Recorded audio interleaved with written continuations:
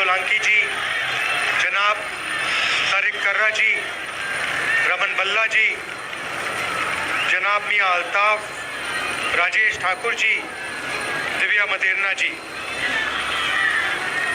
जनाब गुलाम अहमद मीर जी, जनाब पीरजादा मोहम्मद, जनाब अमनुल्लाह मट्टू, चन्नी सिंह जी, जनाब अल्ताफ कालू जी, स्टेज पर अलायंस के नेता, कांग्रेस पार्टी और नेशनल कॉन्फ्रेंस के हमारे कार्यकर्ता, मीडिया के हमारे मित्रों, इनको मैं मित्रों कहता हूं मगर हैं मित्र नहीं है।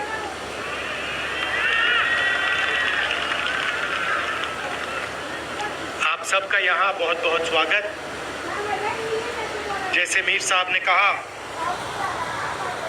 आप दूर दूर से आए, मेरी बात सुनने आए, इसके लिए मैं दिल से आपका शुक्रिया करता हूँ।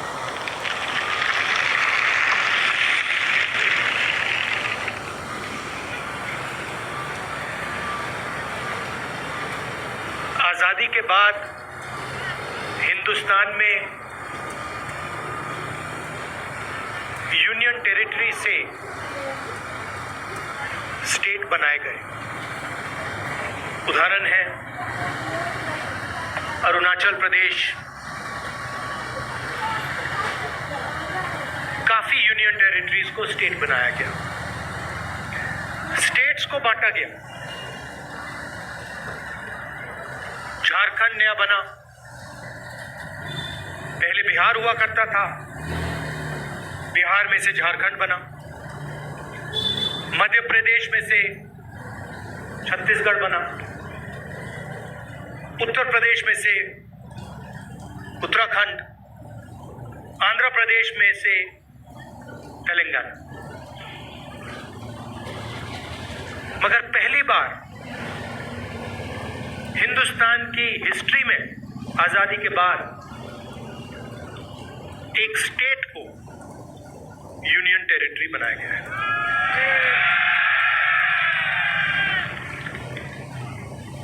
मतलब जब हम यूनियन टेरिटरी को स्टेट बनाते हैं या हम स्टेट को बांटते हैं तो हम लोकतंत्र को गहरा करते हैं, अधिकारों को और गहराई से पहुंचाते हैं। मगर जब हम स्टेट को यूनियन टेरिटरी बनाते हैं तो अधिकारों को छीना जाता है। और आपके साथ, जम्मू कश्मीर के साथ ये अन्याय हुआ है। पहली बार हिंदुस्तान की हिस्ट्री में एक स्टेट के लोगों से उनके अधिकार छीनकर उनको यूनियन टेरिटरी में बदला गया है। यूनियन टेरिटरी में और स्टेट में बहुत फर्क होता है। स्टेट में असेंबली होती है, लोगों की आवाज होती है, उनके अधिकार होते हैं। और स्टेट के लोग अपने स्टेट को चलाते हैं, चाहे वो टूरिज्म हो, बिजनेस हो, माइनिंग हो, जो भी है। स्टेट के लोग स्टेट को चलाते हैं और स्टेट के लोग अपनी असेंबली में अलग अलग कानून बनाते हैं। 1947 में हिंदुस्तान ने राजाओं को, महाराजाओं को परे करके लोकतांत्रिक अधिकार हमारी जनता को दिया था। कॉन्स्टिट्यूशन उसका चिन्ह है। पहली बार एक स्टेट से उनका अधिकार छीना गया है और हमारा कर्तव्य बनता है, हमारी जिम्मेदारी बनती है सिर्फ कांग्रेस पार्टी और नेशनल कॉन्फ्रेंस की नहीं, अमिताभ बच्चन 84 सिर्फ इंडिया गठबंधन के लोगों को नहीं, मगर हिंदुस्तान के हर नागरिक की जिम्मेदारी है कि जम्मू कश्मीर को स्टेटहुड वापस दिया जाए। और मैं आपको यहां बताने आया हूं कि बीजेपी कुछ भी कह ले, आरएसएस कुछ भी कह ले, हम जम्मू कश्मीर के लोगों को उनका स्टेटहुड वापस देने जा रहे हैं। हम चाहते थे कि चुनाव से पहले मामला तय हो जाए और चुनाव से पहले आपको बोला कि अमिताभ को उम्र जम्मू कश्मीर को आपको 12 साल स्टेटहुड मिले, वो नहीं आता वो आज नया। मगर बीजेपी नहीं चाहती थी। उन्होंने कहा कि पहले चुनाव करो, ठीक है, मंजूर है, मगर स्टेटहुड मिलेगा। आप देखना,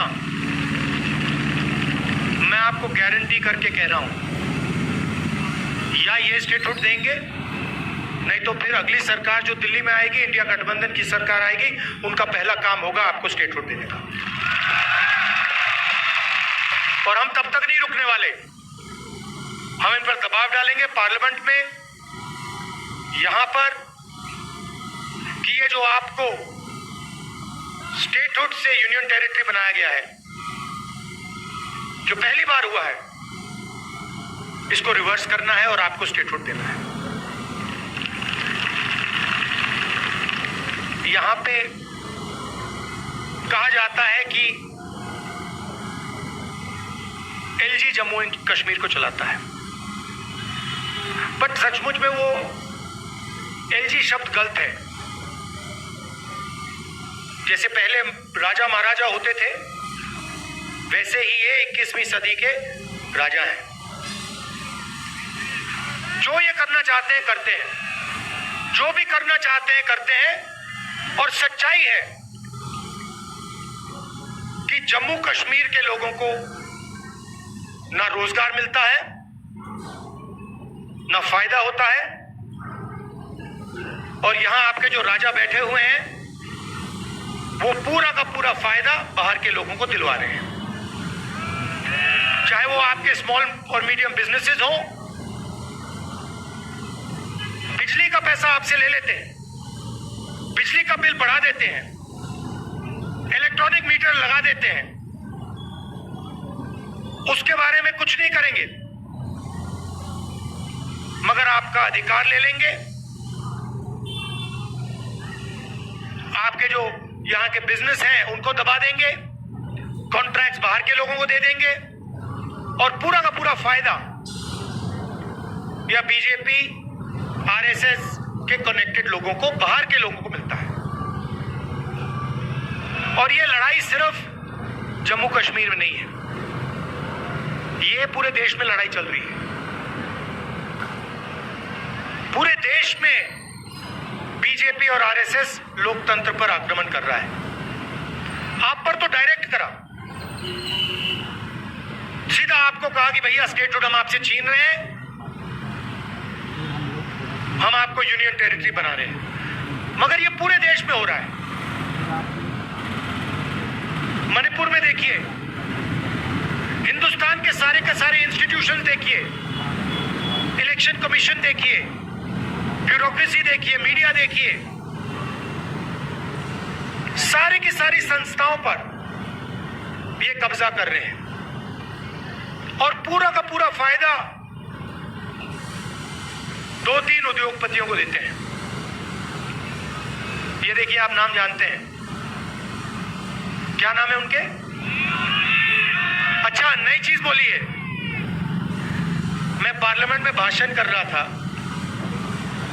मैंने भाषण में अदानी अंबानी का नाम लिया और मुझे कहा जाता है कि पार्लियामेंट में अदानी और अंबानी का नाम नहीं लिया जा सकता।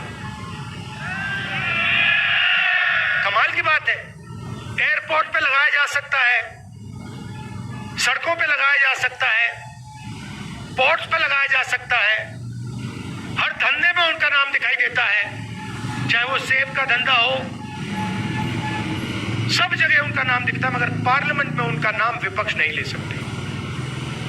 तो फिर मैंने उनसे कहा, मैंने कहा ठीक है भैया, आप कहते हो कि अंबानी अदानी का नाम नहीं ले सकता, तो कुछ तो कहना पड़ेगा, क्या कहूं उनको।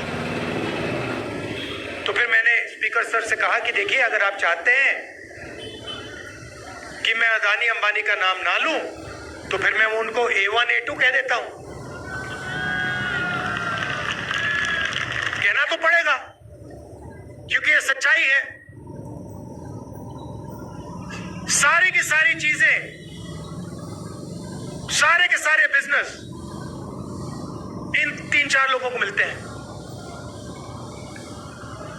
अमित शाह के जो बेटे हैं, कभी क्रिकेट बैट नहीं उठाया, वो क्रिकेट के इंचार्ज बन गए।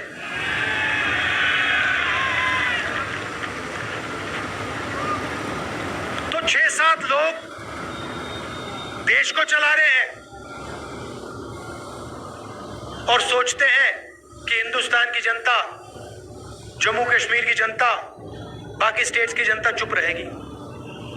आपने देखा होगा, चुनाव से पहले नरेंद्र मोदी छाती फुला के आते थे, देखा था आपने? 56 इंच गायब हो गई ना, 56 इंच की छाती। इंडिया गठबंधन ने हिंदुस्तान के प्राइम मिनिस्टर की कॉन्फिडेंस उड़ा दी, बिल्कुल उड़ा दी। वो आपको तो दूर से दिखते हैं ना, मैं तो पार्लियामेंट में उनके सामने बैठता हूं, तो मुझे तो डायरेक्ट दिखता है हो क्या रहा है। बिल्कुल पूरी की पूरी कॉन्फिडेंस खत्म हो गई। जो पहले नरेंद्र मोदी थे 56 इंच छाती वाले, वो है नहीं, खत्म हो गए वो, उनकी कॉन्फिडेंस गई।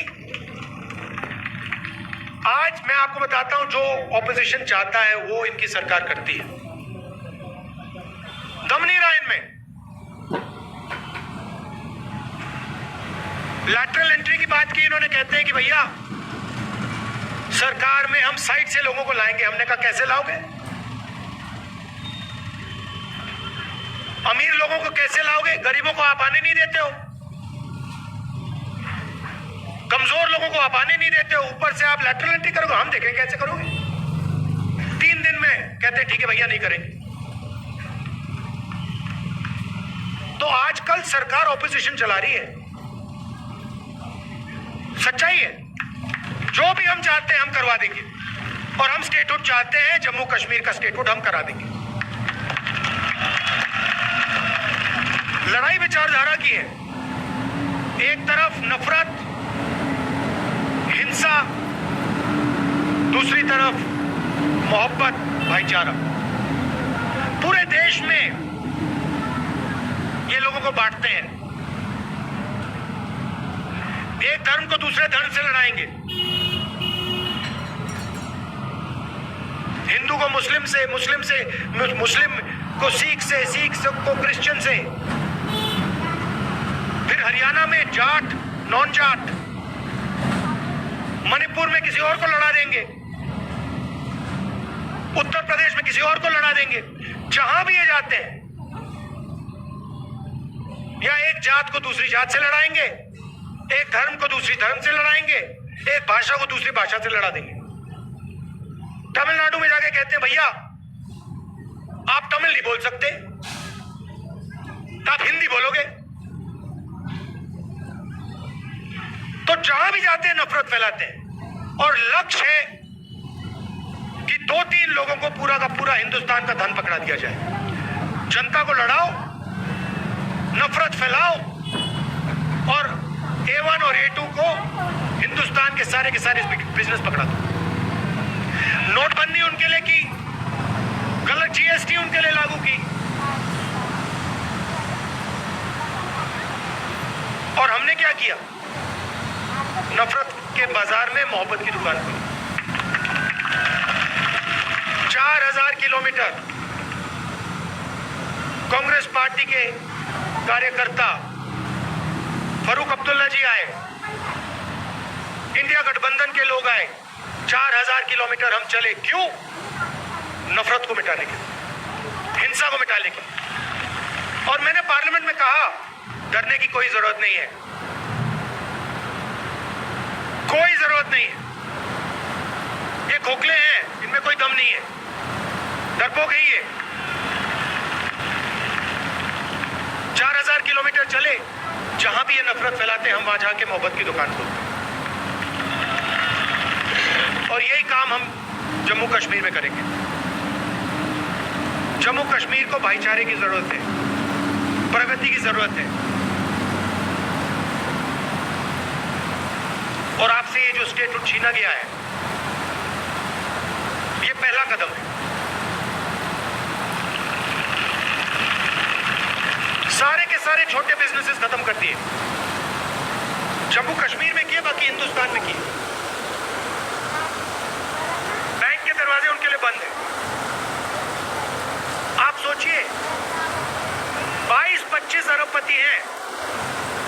नरेंद्र मोदी जी ने 16 लाख करोड़ रुपए उनका कर्जा माफ किया है। आप सोचिए, 16 लाख करोड़ रुपए उनका कर्जा माफ किया है।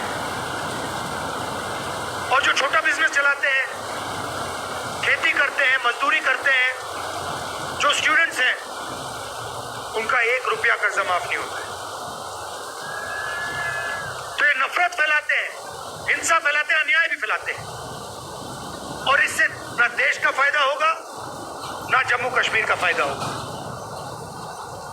सरकार चले तो सबकी सरकार हो,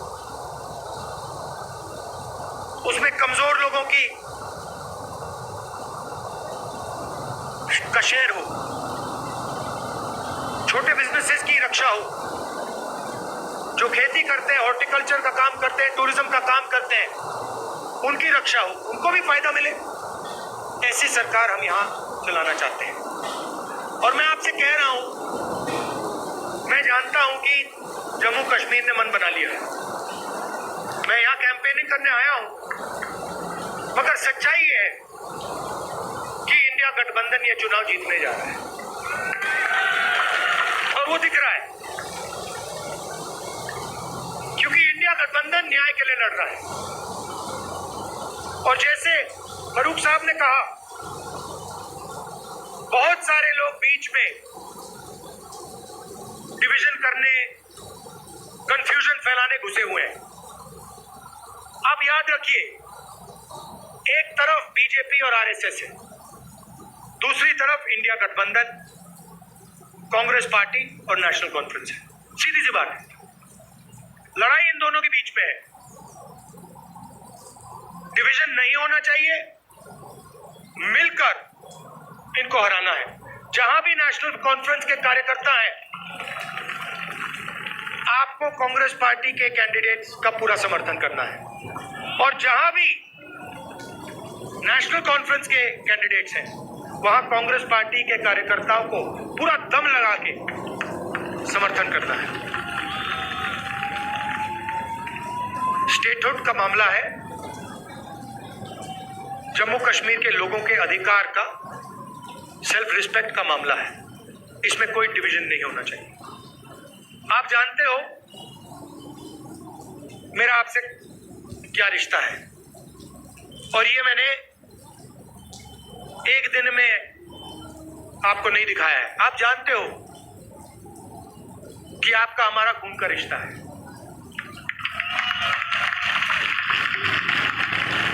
ये राजनीतिक रिश्ता नहीं है, ये पुराना रिश्ता है, खून का रिश्ता है।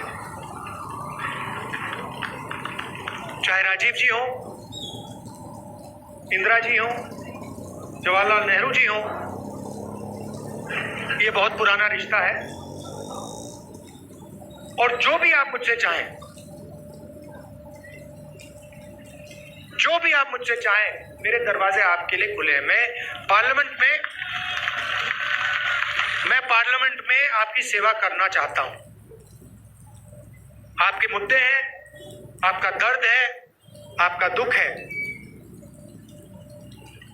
वो सब मैं आपके लिए पार्लियामेंट में उठाना चाहता हूं, कि देश को पता लगे कि पहली बार हिंदुस्तान की हिस्ट्री में एक स्टेट से अधिकार छीना गया है और उस स्टेट को यूनियन टेरिटरी बनाया गया है। आखिरी बात, जो हमारे कश्मीर पंडित भाई हैं, आपको मैं कहना चाहता हूं, आपका बीजेपी ने सिर्फ फायदा उठाया है, इस्तेमाल किया आपका, आपकी मदद नहीं की है। हम आपके साथ खड़े हैं, आपके साथ कनेक्ट होना चाहते हैं। सरकार आएगी तो आपको एक साथ लेकर मिलाकर हम आगे बढ़ेंगे। हम चाहते हैं कि सब लोग मिलकर भाईचारे के साथ आगे बढ़ें।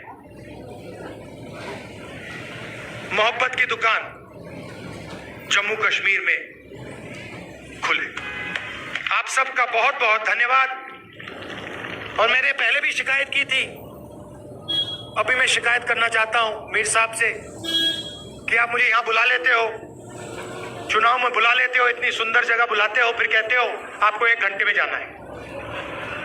तो अगली बार आप मुझे यहां बुलाओ तो 2-3 दिन के लिए बुलाओ और लोगों को ठीक से, कि मैं लोगों के साथ ठीक से मिल पाऊं,